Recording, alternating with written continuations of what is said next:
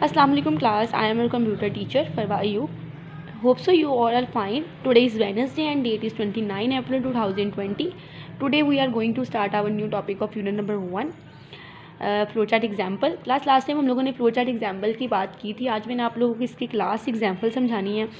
वो है हमारे पास to assign grade to a subject based on total marks and obtain marks. इसमें क्या आपने करना है, ग्रेड सब्जेक्ट को असाइन करना है जो बेस कर रहा होगा आपके टोटल मार्क्स और ऑब्टेन मार्क्स पे. मतलब आपने सब्जेक्ट को कोई ना कोई ग्रेड असाइन करना है. तो क्या होगा, आप लोग क्या करोगे, स्टार्ट करोगे, इनपुट आउटपुट सिंबल लोगे, इनपुट करवाओगे, यू इनपुट लोगे ऑब्टेन मार्क्स और टोटल मार्क्स को. देन आप लोग परसेंटेज का फॉर्मूला लगाओगे. प्रोसेसिंग में परसेंटेज का फॉर्मूला क्या होता है, obtain mark divided by total marks multiply by 100. ये आप लोग सब जानते होंगे. अब इसमें क्या होगा कि अगर तो परसेंटेज 80 से ज़्यादा होगी देन ए ग्रेड होगा. अगर नहीं होगी, कंडीशन नो में आ गई, फिर आप लोगों की अगर 70 से ज़्यादा होगी देन आपके पास ए ग्रेड हो जाएगा. नीचे आता जाएगा ना, मतलब देखिए 80 से अगर तो ज़्यादा है तो ए प्लस, 80 से अगर कम है तो ए. इसी तरह 70 से अगर कम है तो आप लोगों के पास कितनी आ जाएगा, क्या आ जाएगा, बी ग्रेड. इसी तरह 60 अगर आप लोगों के पास 60 पूरी नहीं है, अगर 60 से ज़्यादा है तो बी ग्रेड, अगर 60 से कम है तो आप लोग 50 की लाइन में आ जाओगे तो वो आपके पास ग्रेड सी हो जाएगा. अगर 50 से भी कम है देन आप लोगों के पास परसेंटेज आ जाएगी डी के अंदर. इसी तरह चलता जाएगा. इस आप लोग अगर तो आप लोगों का जो ग्रेड होगा वो अगर आपका 33% से भी कम है तो आप लोगों का ग्रेड एफ होगा. देन आप लोगों का प्रिंट जो होगा, आप लोगों का ग्रेड यहाँ पे आप लोगों का आउटपुट प्रिंट हो जाएगा, आप लोगों का एंड हो जाएगा. इसी तरह एक फ्लो के साथ ये फ्लो चार्ट चल रहा है. अगर तो सारा फ्लो चार्ट आपकी कंडीशन पे बेस कर रहा है. ठीक हो गया. यही उन्होंने बताया है ना कि अगर 80 से ज़्यादा है तो ए ग्रेड, अगर 80 से कम है तो ए, अगर 70 से कम है तो बी, अगर 60 से कम है तो सी, अगर 50 से कम है तो डी, अगर 40 से कम है तो ई. ठीक है. देन इसी तरह चलता जाएगा. सो ये तो हमारे पिछले टॉपिक की बात होगी. आज हम लोगों ने जो न्यू टॉपिक स्टार्ट करना है बच्चों वो है हमारे पास एल्गोरिदम. तो एल्गोरिदम हमारे पास क्या होता है, कुछ हमारे पास स्टेप्स होते हैं जिससे हम लोग अपनी प्रॉब्लम को सॉल्व करते हैं.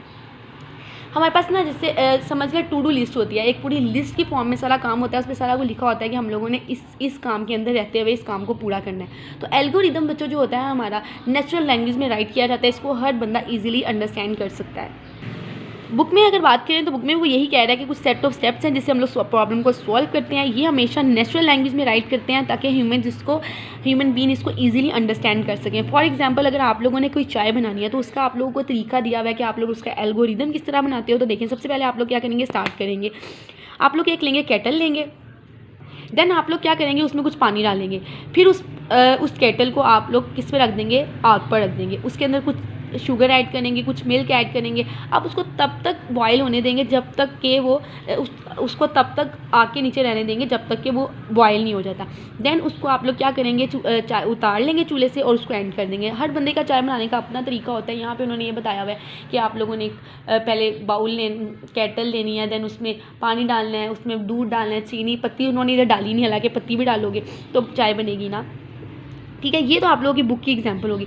अब मैं आपको कुछ एग्जांपल्स और देती हूँ जो आप लोगों के पेपर्स में आ सकती हैं, आप लोगों की मतलब कि आपके इंपॉर्टेंट होती हैं. मैं आपको दो तीन एग्जांपल उससे दे देती हूँ. सबसे पहले एग्जांपल है algo that can calculate the parameter of rectangular. आप लोगों ने कैलकुलेट करना है पैरामीटर ऑफ रेक्टेंगुलर का. तो सबसे पहले क्या करेंगे, आपने स्टार्ट किया, आप लोगों ने यूज़र से इनपुट ली लेंथ और विड्थ. एल और डब्ल्यू का मतलब है लेंथ और विड्थ. देन आप लोगों ने क्या किया, कंप्यूट करवाया पैरामीटर को. मतलब आप लोगों ने प्रोसेसिंग करवानी है ना. प्रोसेसिंग में आप लोग क्या करोगे, उसका फॉर्मूला लिखोगे. फॉर्मूला उसका क्या होता है हमारे पास, 2 multiply by length plus width. अब आप लोगों ने क्या किया, लेंथ या विड्थ की जो भी वैल्यू होगी उसको प्लस करके देन आपने मल्टीप्लाई कर दिया 2 के साथ. देन आपने जब उसको प्रिंट करवाया तो आपके पास आउटपुट आ गया. तो आप लोगों का ये क्या हो गया, एल्गोरिदम यहीं पर स्टॉप हो गया. तो ये तो हम लोगों ने बात की पैरामीटर ऑफ रेक्टेंगुलर की. तो क्लास अब हम लोग बात करते हैं एक एल्गोरिदम आप लोगों ने बनाना है. Algorithm that can calculate the square and cube of any number. आप लोगों ने किसी भी नंबर का स्क्वायर रूट या क्यूब लेना है. Square root means power 2, cube means power 3.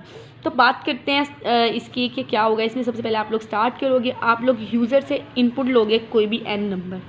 ठीक है. देन आप लोग क्या करोगे, प्रोसेसिंग करवाओगे पहले स्क्वायर की. स्क्वायर में एन मल्टीप्लाई बाय एन, मतलब पावर 2 थी तो इसको 2 दफ़ा ही मल्टीप्लाई करोगे. देन आप लोग दोबारा लोगे क्यूब के लिए, कंप्यूट करोगे उसको एन एक्सपोनेंट 3, मतलब पावर 3. इसको आप लोग एन को 3 टाइम्स मल्टीप्लाई करोगे. ठीक है. देन आप लोग प्रिंट क्या करवाओगे, स्क्वायर एंड क्यूब. यहाँ पे आप लोगों के पास इसका आउटपुट आ जाएगा, देन आप इसको स्टॉप करवा दोगे। तो सारे एल्गोरिदम्स बच्चों इसी से रिलेट करते हैं। नेक्स्ट मैं आपको और भी एल्गोरिदम्स बताऊँगी, आज के लिए सिर्फ इतने ही एल्गोरिदम्स बताती हूँ ताकि आप लोगों को अंडरस्टैंड करने में ईजी हो। एक दफ़ा दोबारा एल्गोरिदम का बता देती हूँ कि एल्गोरिदम हमारे पास किसी भी प्रॉब्लम को सॉल्व करने के लिए कुछ स्टेप्स होते हैं जिसके अंदर रहते हुए हमने काम करना होता है। मतलब हम लोग क्या करते हैं कि कोई लिस्ट बना लेते हैं कि हमने इस काम को इतनी चीज़ों में ही करना है। हम भर उसे ज़रूर सकते हैं, लेकिन हम लोगों ने लिस्ट बनाई होती है कि अगर हम लोग इतना काम कर लें तो बेहतर है। जैसे कोई अगर आपने चाय बनाने की रेसिपी देखी तो आप लोग, हर बंदे का अपना तरीका होता है, लेकिन उन्होंने यहाँ पे तरीका अलहदा बताया।